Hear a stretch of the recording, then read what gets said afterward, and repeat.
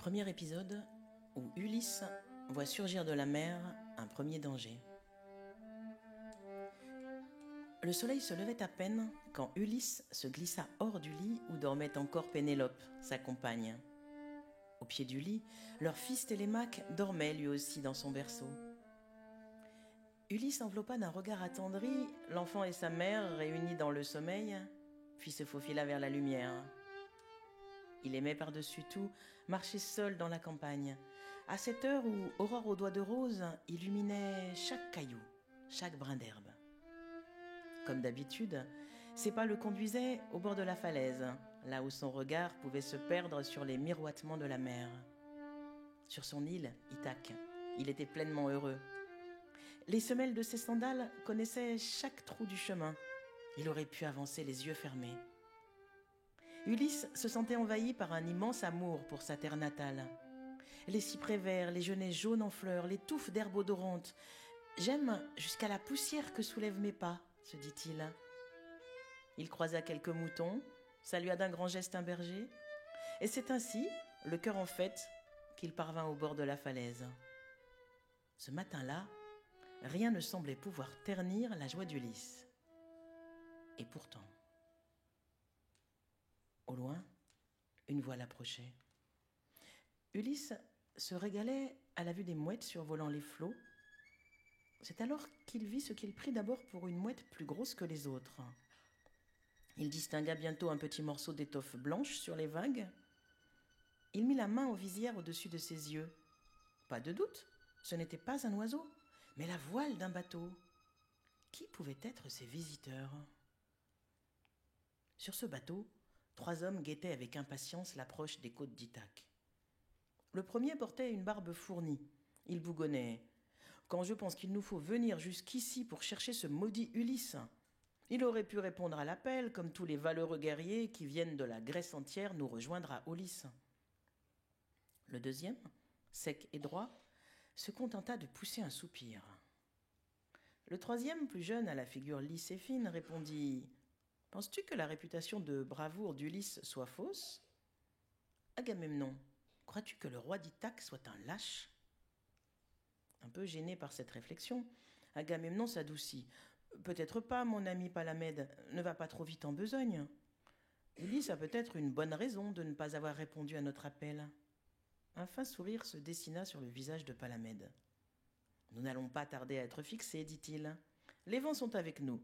Nous accosterons au pays d'Ulysse dans moins d'1 heure. » Là-haut, sur la falaise, Ulysse fronça les sourcils. Tout à son bonheur d'être père pour la première fois, il ne souhaitait pas être dérangé. Des pleurs sonores retentirent soudain derrière lui et l'arrachèrent à sa contemplation. Il se retourna d'un bond. C'était son fils Télémaque qui vagissait aussi fort. En se réveillant, Pénélope avait enveloppé le bébé dans un grand linge et était sortie retrouver son mari. On aurait dit que le nouveau-né, rouge et hurlant, était en fureur. Cette colère de Télémaque fit sourire son père. N'était-ce pas à cause de semblables cris de bébé qu'il avait été nommé Ulysse ? On racontait ainsi l'histoire de sa naissance. Anticlée, sa mère, avait demandé à Autolycos, le grand-père d'Ulysse, de choisir le nom du bébé qui venait de voir le jour. Le vieux Autolycos avait pris l'enfant sur ses genoux pour réfléchir. C'est alors que le bébé s'était mis à hurler tant et tant, que le grand-père, surpris et ne sachant que faire, rendit l'enfant à sa nourrice et dit « Tu t'appelleras Ulysse, ça signifie l'homme en colère. » Ce souvenir amusait Ulysse. « Tu me ressembles déjà, mon fils, murmura-t-il. » Pénélope posa doucement la tête sur l'épaule d'Ulysse, qui s'était assis sur une grosse pierre pour calmer l'enfant dans ses bras. Soudain, elle tressaillit. Elle aussi avait vu la voile sur la mer. Ses lèvres blanchirent. Elle avait reconnu un bateau chargé de guerriers grecs. « Ils viennent te chercher, » dit-elle d'une voix tremblante. « Je t'en supplie, ne pars pas. Tu connais la prédiction de l'oracle ?» Ulysse baissa la tête. Il passa une main hésitante sur les cheveux de sa femme. « Oui, je sais. L'oracle dit que si je pars, je resterai absent d'Ithaque pendant 20 ans et je reviendrai pauvre et misérable. » Il jeta un œil aimant autour de lui. Sa femme, son fils, sa terre, il secoua la tête. Non, non et non, il ne pouvait renoncer à tout ce bonheur. Il lui fallait trouver une solution, et vite. Malheureusement, la ruse d'Ulysse aux 1000 ruses, cette fois-ci, ne va pas marcher. Et le voici obligé de partir à la guerre de Troie.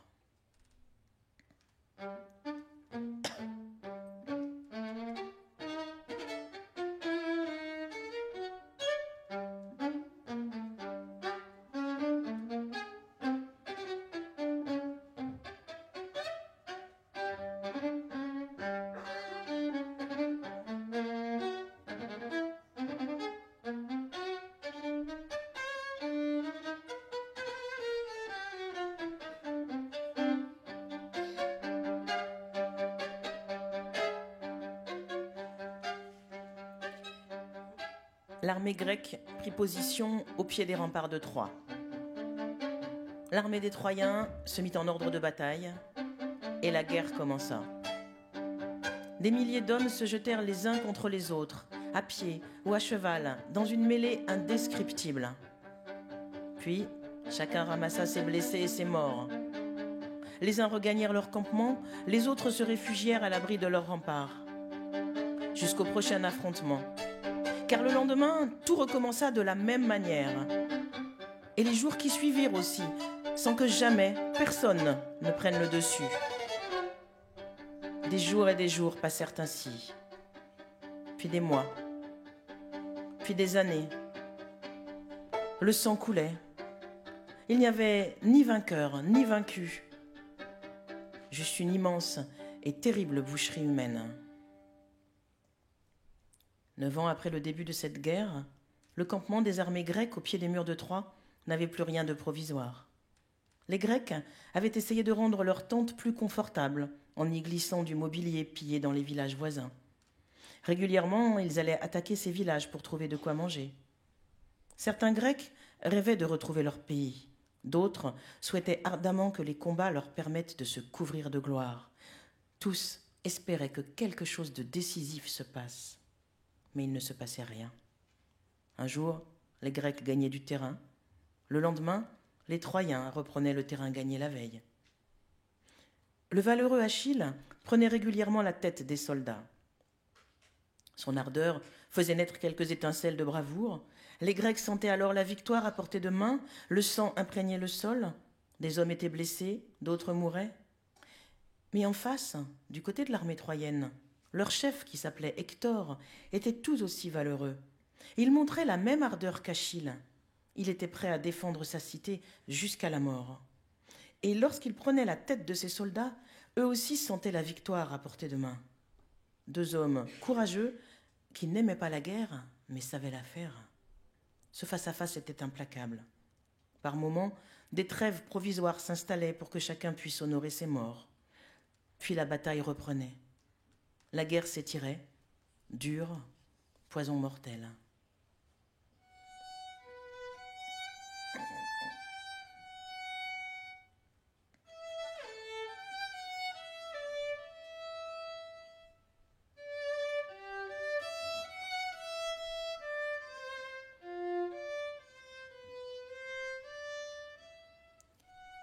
Même le vent était tombé. Pas un bruit, pas une lueur dans cette nuit d'angoisse. Quelques hommes, lassés des pieds l'ombre, s'assoupissaient doucement. D'autres chuchotaient encore pour se donner du courage. C'était l'heure des regrets et des plaintes. La caresse d'une branche de laurier sur la joue, le parfum d'un hibiscus en fleurs, le goût douceâtre d'une figue à point, celui plus amer d'une orange cueillie à même l'arbre, l'ombre fraîche d'un mûrier. Chacun convoquait un souvenir intérieur qui l'aidait à avoir moins peur. Pour les uns, les cornes fièrement dressées d'une chevrette au pelage ébouriffé et des touffes d'herbes odorantes giflées par le vent. Pour les autres, des poissons multicolores qui jouaient dans les filets et des galets aux teintes irisées qui roulaient dans la paume. Pour tous, hommes de la montagne ou de la mer, le goût de l'oignon et du pain frotté à l'huile d'olive. Les mots taisaient celle qui manquait si fort, la femme, la mère, la fille. Et toujours cette nuit d'encre, à l'odeur de sang, qui les enveloppait de son froid linceul. Alors, on reparla de la guerre, l'obsédante guerre qui les possédait tous de la même manière. La bravoure de leur chef, le grand Hector, est sans égal, murmura un soldat. Seul Achille parmi nous est aussi valeureux que lui, mais il nous a abandonnés, soupira un autre. Tous approuvèrent. Oui, Hector est extraordinaire. Si personne ne l'arrête, nous mourrons tous sous les coups de son épée, dit quelqu'un d'une voix rauque. Soudain, la mort rôda à nouveau, la mort s'infiltra sous leurs habits, la mort leur colla à la peau. Les yeux écarquillés, ils guettaient le noir, comme pour conjurer cette mort annoncée, la leur. 35e épisode, au cours duquel la fièvre dévore Ulysse. Les combats s'étaient intensifiés. Les affrontements succédaient aux affrontements. L'odeur de la mort empestait l'air. Ulysse menait vaillamment ses hommes à la bataille, mais l'horreur s'était infiltrée en lui. La violence de cette guerre le dévorait.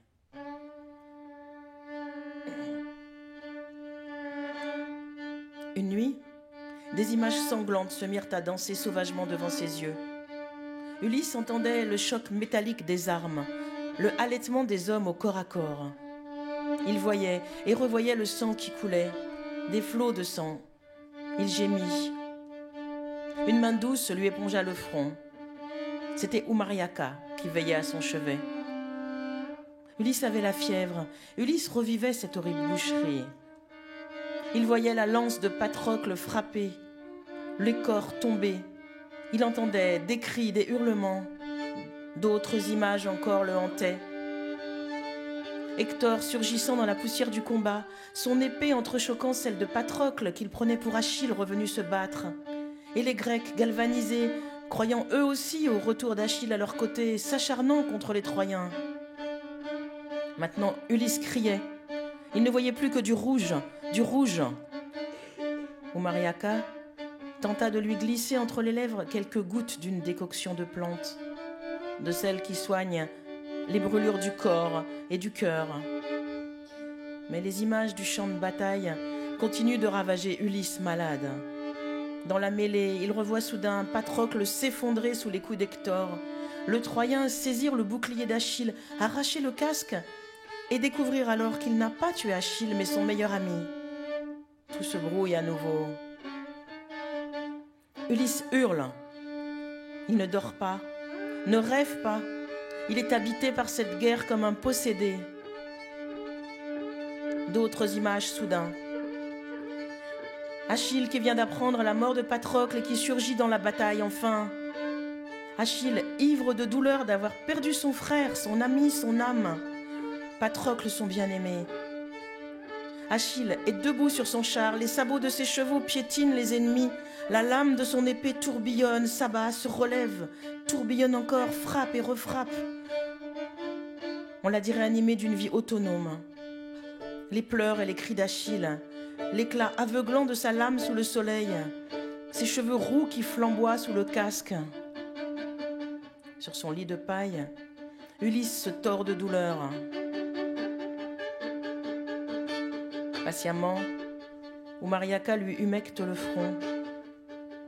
Elle murmure, un chant rauque et plaintif, un chant pour éloigner le mal, un chant pour repousser les cauchemars qui hantent le roi d'Ithaque. Mais Ulysse continue à délirer. Toujours, ces rivières de sang qu'il sent couler sur son visage. Il essaie de s'essuyer, ses bras s'agitent en tous sens. Maintenant, il revoit Hector s'effondrer dans la poussière, mortellement touché par Achille. Ulysse pousse un nouveau cri. Oumariaka chante plus fort pour chasser les esprits malins. Le casque d'Hector a roulé sur le sol.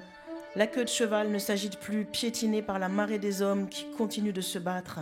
Oui, Ulysse a tenté de retirer le cadavre du héros troyen de la cohue. Il a pensé à la douleur d'Andromaque, à celle du petit Astyanax. Même s'il était son ennemi, Hector méritait les honneurs dus aux morts. Mais voilà qu'Achille avait bondi. Ulysse revoit Achille lui arracher le cadavre, l'attacher à son char et le traîner sur plusieurs mètres en poussant des cris qui n'ont plus rien d'humain. Les hurlements de loup déchaîné d'Achille résonnent dans la tête d'Ulysse. Vengeance, vengeance. Des images encore. Achille criant, Achille pleurant, Achille devenu fou. Sur son lit, Ulysse pleure aussi. Sur la raison perdue, sur la folie des hommes.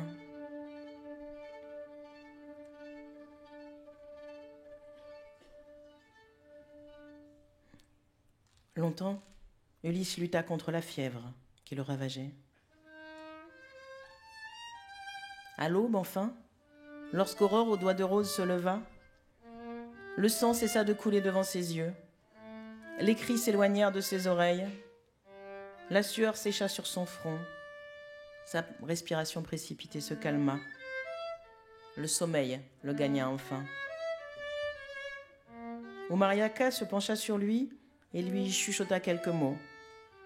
Puis, elle se releva et quitta la tente. Ulysse était sauvé. Elle savait bien qu'il ferait tout désormais pour que les Grecs soient victorieux et que cette guerre terrible se finisse au plus vite. Ulysse ouvrit les yeux. Il aperçut la jupe noire de la vieille femme qui s'éloignait et il sourit. Il se sentit renaître. Il venait d'avoir une idée qui allait tout faire basculer. Alors cette idée, vous la connaissez. Ulysse invente le cheval de Troie. Grâce à ce cheval, la guerre s'achève. Et le voilà parti dans un retour vers Ithaque, un retour long et difficile. Alors d'île en île, il va faire de redoutables rencontres, comme celle du Cyclope par exemple. Il va perdre beaucoup d'hommes. Et maintenant, ça fait bien longtemps qu'il essaye de regagner Ithaque, lorsque son bateau arrive dans des parages bien inquiétants.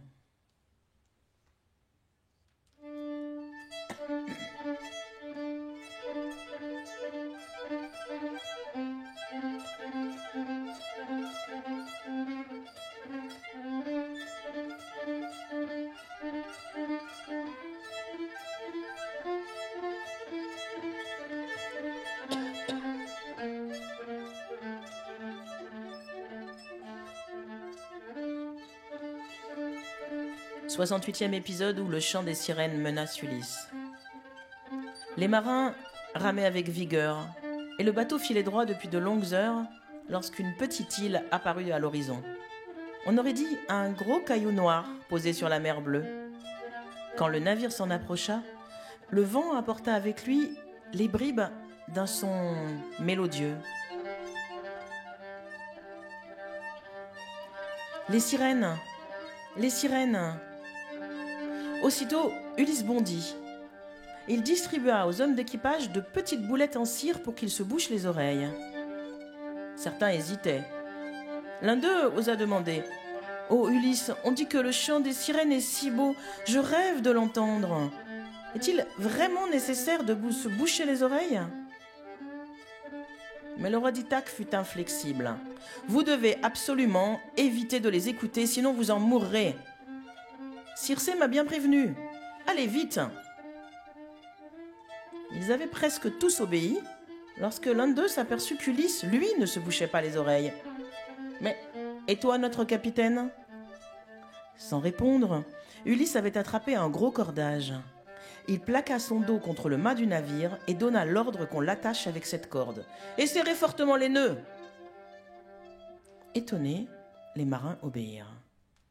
Le son porté par le vent s'amplifiait. Ils bouchèrent tous leurs oreilles, tous, sauf Ulysse. Plus le bateau approchait de l'île, plus l'impatience d'Ulysse grandissait. Il fut bientôt suffisamment prêt pour que le son mélodieux que lui apportait le vent se transforme en chant. Jamais il ne lui avait été donné d'entendre musique aussi envoûtante.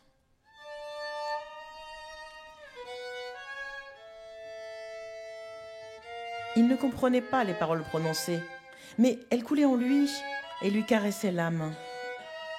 Le chant se faisait tour à tour un ruisseau timide, serpentant paresseusement dans une prairie, fleuve impétueux, emportant tout sur son passage, cascade cristalline ricochant sur les pierres d'une rivière. Oui, le chant des sirènes portait en lui toute la musique de la terre. Il était vol gracieux des oiseaux et des papillons, parfum entêtant des fleurs fraîchement écloses et des fruits mûris au soleil. Il était le sel de la mer, tempête et embrun, roulis des vagues voluptueuses sur l'océan. Ulysse se laissa emplir par les notes et les voix des sirènes. Et voilà qu'elle l'appelait. « Ô grand guerrier, viens nous rejoindre. Confie-nous le récit de tes exploits. Donne-nous des paroles de suc et de sève. Ô grand Ulysse, viens chanter avec nous. » Maintenant, le bateau passait tout près de leur côte. C'est alors qu'il les aperçut. 3 belles sirènes, un corps parfait, mi-femme, mi-oiseau.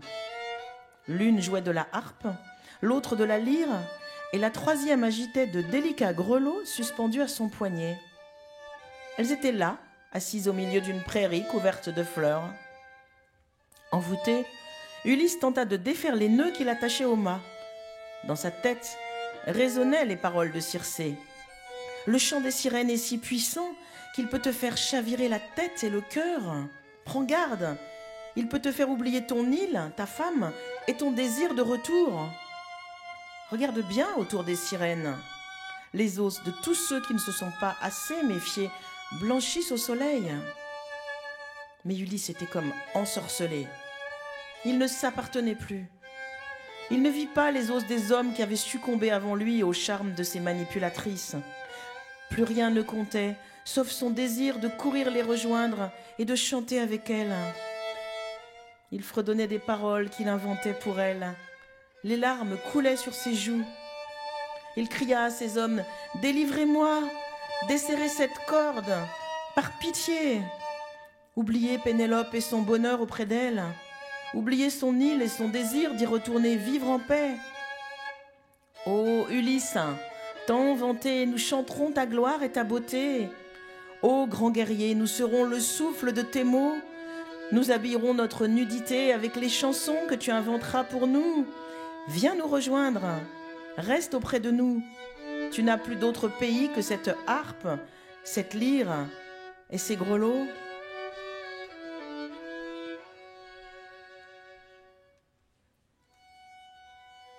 Le vent était tombé. La voile pendait lamentablement inutile. Ulysse tremblait de désir, hurlant pour qu'on le détache. Ses lèvres, craquelées par le soleil et le sel, saignaient. Les sirènes continuaient leurs appels langoureux. « Tu es si beau !» chantait l'une. « Tu es si grand !» chantait l'autre. « Tu es si puissant !» chantait la 3e. « Viens, beau marin, même les pierres pleureront d'émotion lorsque tu chanteras avec nous. » La tête pleine de braise, Ulysse commença à avoir des hallucinations. Il suppliait comme un mendiant. Il était pitoyable et grotesque, pantin désarticulé, insecte pris au piège d'une toile d'araignée. Mais ces hommes avaient empoigné leurs rames et ils tentaient d'éloigner le navire de l'île des sirènes. Tête baissée, oreilles bouchées par la cire, ils ne pouvaient entendre Ulysse. Plus le chant des sirènes se faisait caressant, voluptueux, plus Ulysse se débattait et plus les marins ramaient. Peu à peu, le navire s'éloigna de l'île. Le chant séducteur des sirènes diminua d'intensité. Quelques accords de la lyre et de la harpe pincèrent encore douloureusement le cœur d'Ulysse jusqu'à disparaître complètement. Un grand silence suivit, seulement rompu par les cris des mouettes et le clapotis des vagues sur la coque du bateau. Lorsqu'enfin l'île des sirènes ne fut plus visible à l'horizon, Euryloque ordonna que l'on détache Ulysse. Celui-ci revenait tout doucement à lui. Ces hommes retiraient leurs bouchons de cire en se donnant de joyeuses tapes dans le dos. Ils avaient été les plus forts, ils en riaient de plaisir. Le roi d'Ithaque, lui, se sentait vidé. En retrouvant ses esprits, il comprenait à quel terrible danger il venait d'échapper. Ce chant, cette musique, ces femmes oiseaux avaient bien failli le dévorer tout entier.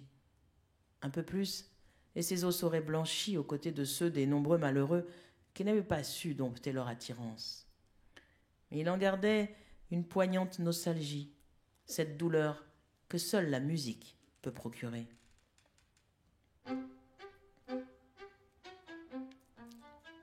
Cette nuit-là, un rêve étrange le visita. Il marchait dans une immense prairie dont les herbes étaient aussi hautes que lui. Sur sa route, il croisa un hérisson et eut la surprise de constater qu'il faisait la même taille que lui. Il avait sorti un couteau et essayait de se frayer un chemin au milieu des touffes d'herbe. Au fur et à mesure qu'il les coupait, d'autres surgissaient, plus hautes, plus menaçantes encore. Bientôt, il arriva devant une sorte d'étang. Peut-être n'était-ce qu'une flaque d'eau vu sa taille. Il se pencha pour prendre une gorgée, mais se recula vivement. Au fond de l'eau, tapie, une nymphe sous-marine le guettait. Il n'eut que le temps d'apercevoir son sourire d'hippocampe et de se jeter en arrière pour éviter qu'elle ne l'entraîne au fond de l'eau. Il poursuivit donc sa route. Le chemin était devenu moussu, glissant. Il arriva bientôt à une cascade. Sous le filet d'eau, une harpe était posée. L'instrument jouait tout seul.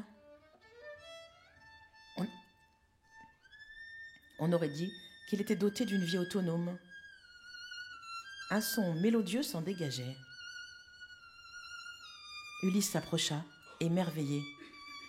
Une petite grenouille courait sur les cordes. C'était elle qui faisait chanter l'instrument. Soudain, la jolie petite rainette enfla et se transforma en un gros crapaud. Celui-ci sortit sa langue et tenta de saisir Ulysse pour l'avaler. Pour lui échapper, Ulysse se mit à grimper le long des cordes de la harpe comme s'il grimpait sur le mât de son navire. Arrivé en haut, il se retourna et découvrit que les cordes de la harpe étaient devenues les cordes d'un métier à tisser. Une femme, de dos, laissait courir ses doigts sur les fils. Quelques mèches échappées de son chignon formaient des accroche-cœurs dans sa nuque. Lorsqu'elle se retourna à demi, le cœur d'Ulysse bondit dans sa poitrine. C'était Pénélope. Ulysse cria pour attirer son attention, mais au fil de sa progression, il n'avait cessé de rapetisser. Il n'était désormais pas plus gros qu'un criquet, et Pénélope ne pouvait ni le voir ni l'entendre. Sur les lèvres de sa femme, Ulysse put cueillir quelques mots. « Mon homme, reviens vite, je t'attends. » Il se laissa glisser le long des cordes, mais celle-ci s'était transformée en une toile d'araignée. L'affreuse bête, tapie dans le coin opposé de sa toile, commença à avancer vers lui. Elle le fixait de ses petits yeux rouges et cruels. Englué, Ulysse se débattait en vain. C'est alors qu'il se réveilla, en sueur, avec une seule idée en tête. Son rêve annonçait-il son impossible retour ? Bien des mésaventures l'attendent encore, des naufrages aussi dans cette redoutable mer Méditerranée. Mais voilà qu'il parvient enfin à retrouver Ithaque. Et après avoir chassé les prétendants qui harcelaient sa femme, il se fait reconnaître par Pénélope. Voici l'heure des retrouvailles.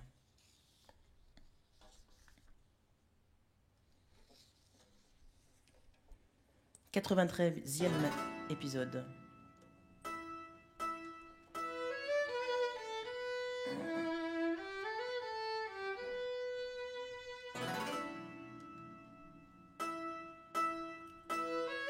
Où le récit peut enfin exister.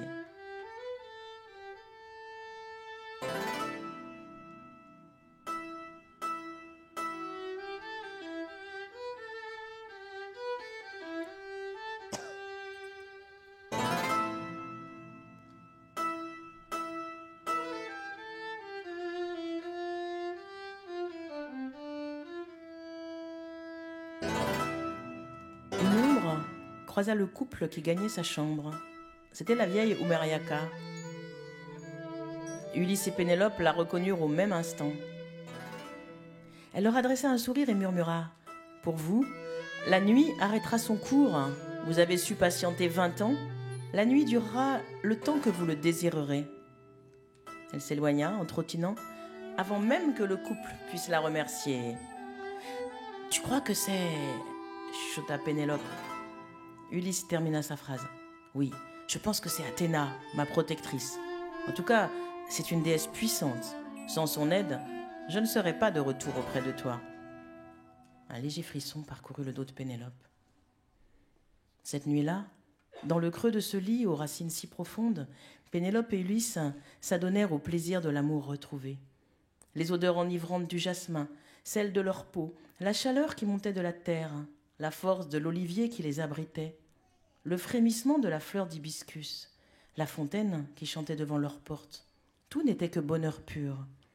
Ils avaient soif de caresses et de baisers, mais ils avaient soif de mots aussi. « Raconte-moi tout !» Ils prononcèrent ces paroles presque en même temps. Cela les fit rire. « Comme j'aime entendre ton rire, il m'a tellement manqué, » dit Ulysse. Pénélope soupira. « Je n'ai pas beaucoup ri pendant ces 20 ans. » Ulysse effleura tendrement sa joue. « Tu as été aussi courageuse que tous les guerriers de Troie, mon aimé.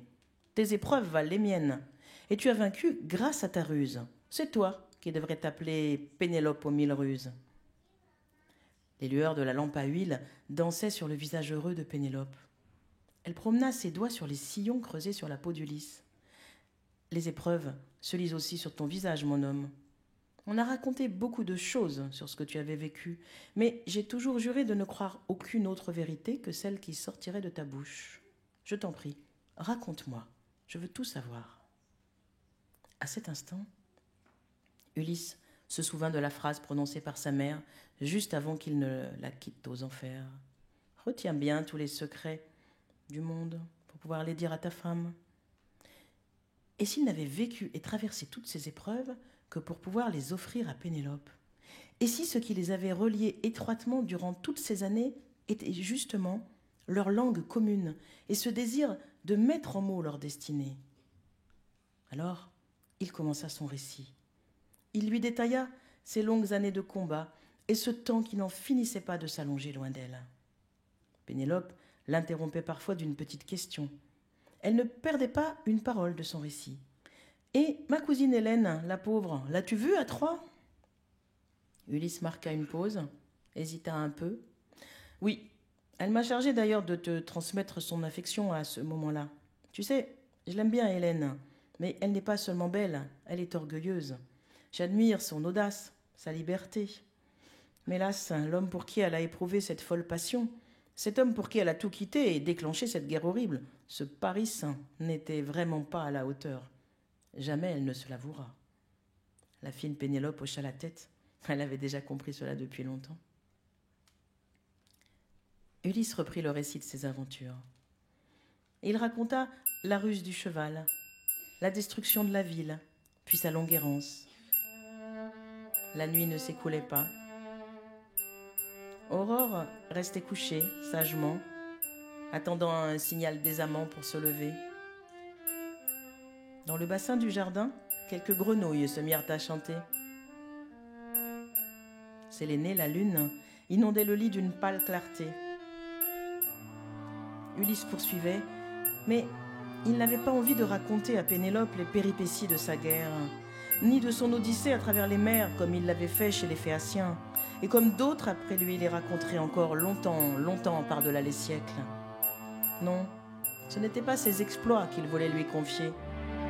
Il avait envie de déposer au creux des mains de sa femme ses peines, ses chagrins et ses découvertes, ces visages qui le hantaient, comme celui d'Elpénor le fidèle, de Tiresias, le devin d'entre les morts, celui du jeune Dolon, assassiné sauvagement, de la prophétesse Cassandre, que personne ne croyait, et de ses compagnons naufragés.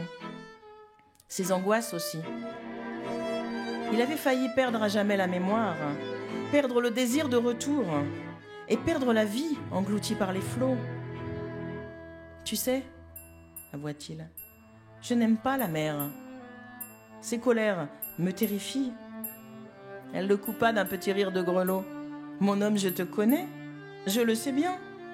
Tu n'es pas un marin, tu étais un exilé, Pas un aventurier épris de voyage? Tu n'aimes que ta terre? » Il l'interrompit. « J'aime ma terre, ma femme et mon fils. Je me suis battu pour les retrouver, pour te retrouver. » Pénélope entrecoupait le récit d'Ulysse de baisers, de rires et de larmes, vibrant à travers chaque parole. Il ne lui dissimula la vérité qu'à 2 reprises, se dépeignant seulement victime des sortilèges de Circé et prisonnier des manigances de Calypso. En la voyant si fidèle, si solide dans leur amour, il avait honte de s'être laissé piéger par ces 2 femmes, comme il avait honte d'avoir parfois douté d'elles. « Tu m'as manqué à chaque seconde, » chuchota-t-il, et c'était vrai. Longtemps, très longtemps après qu'il s'était couché, Ulysse avait enroulé son corps tout contre le dos de sa femme. Pénélope, nichée à l'abri de ses bras protecteurs, s'était endormie paisiblement. Elle avait encore murmuré « Nous ne nous séparerons plus jamais, mon amour, n'est-ce pas? Jamais ?» Et lui avait répondu « Jamais, je le jure devant les dieux, je ne peux pas respirer sans toi. » Ulysse écoutait le souffle paisible de la dormeuse à la pointe du pur bonheur. Avant qu'il s'abandonne à son tour au sommeil, lui revint brusquement en mémoire la prophétie de Tirésias et la malédiction de Poséidon. Tout à la joie de ses retrouvailles, il les avait oubliées. Pas tout de suite, ne pas lui dire tout de suite. Lorsqu'au réveil, il ferait signe à l'aube de se lever, Ulysse ne dévoilerait rien à Pénélope de ce futur départ. Mais il se demandait comment elle réagirait en l'apprenant. Eh bien, comment croyez-vous que Pénélope réagit en l'apprenant? Elle, la forte femme, elle, sans qu'il n'y aurait pas d'Odyssée d'Ulysse, eh bien, elle décida de partir avec lui.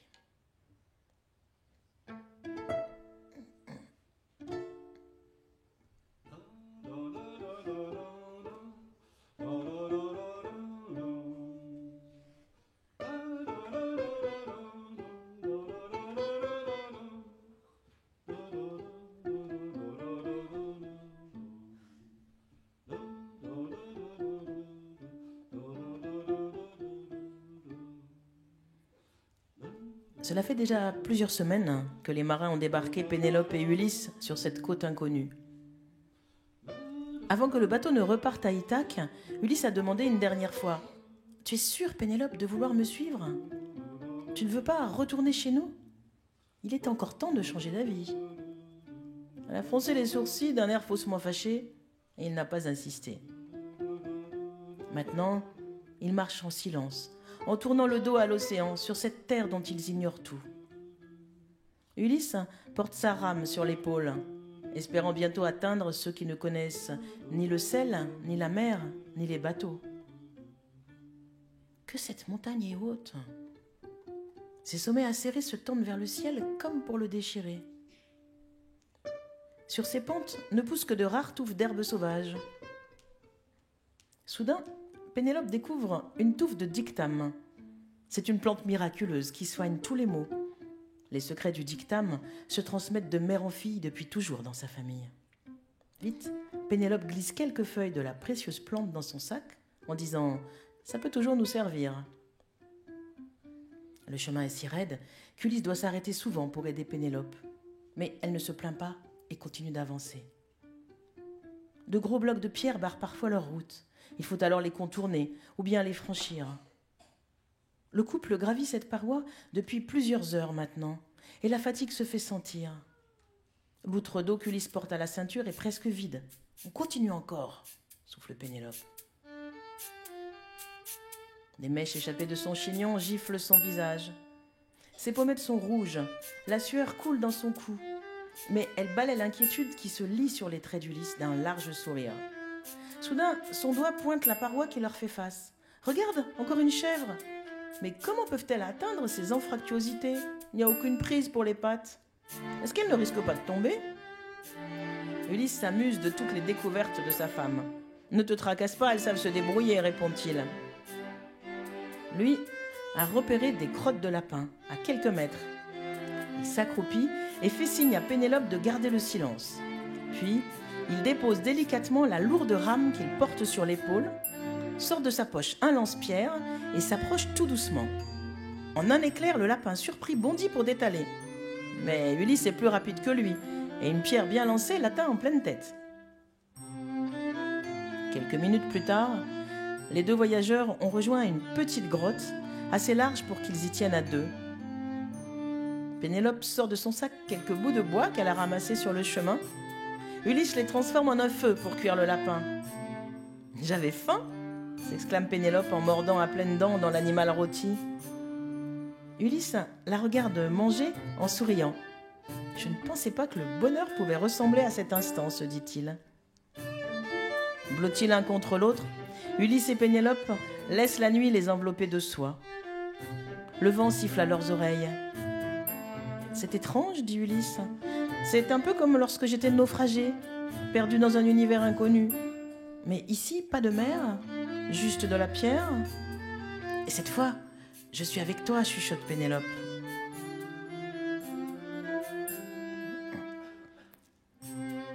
Le lendemain matin, ils reprennent leur longue ascension.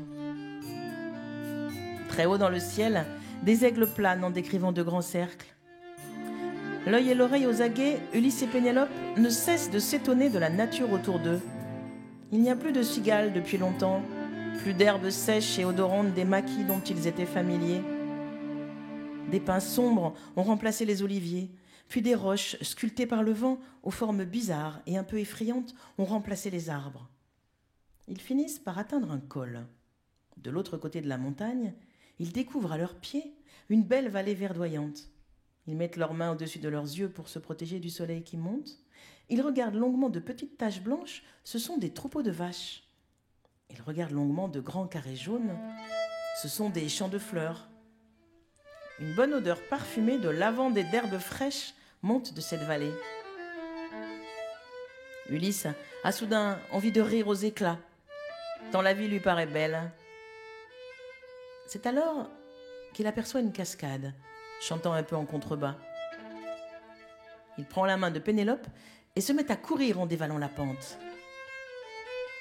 Arrivé en bas, il goûte d'abord de petits fruits noirs et sucrés qui poussent très près du sol et barbouillent le visage et la langue. « Je n'ai jamais rien mangé d'aussi bon !» s'exclame Pénélope.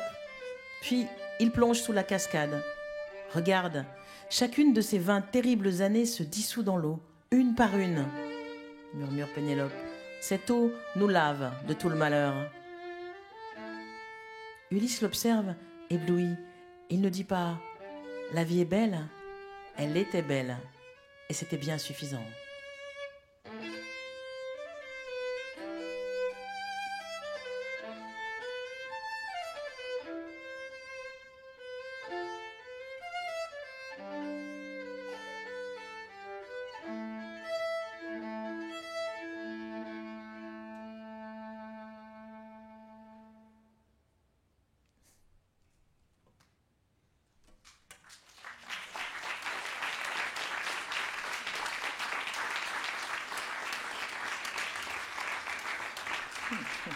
Pascal Delallay. Oui, exact.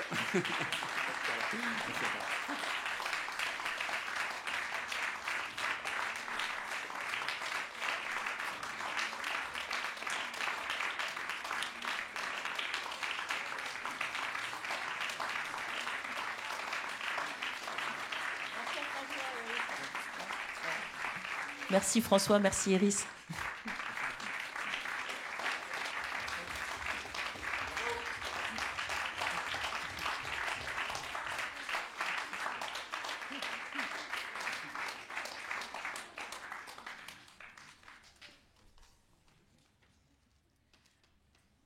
On peut se retrouver si vous voulez pour des dédicaces à la sortie. Là. Et j'ai mis les dates. Oui. Alors en janvier, c'est le feuilleton de Thésée et en mars, le feuilleton d'Hermès. Alors, évidemment, je me suis trompée, ça aurait été normal. Pardon. C'est le 15 mars, Hermès, et le 26 janvier, Thésée.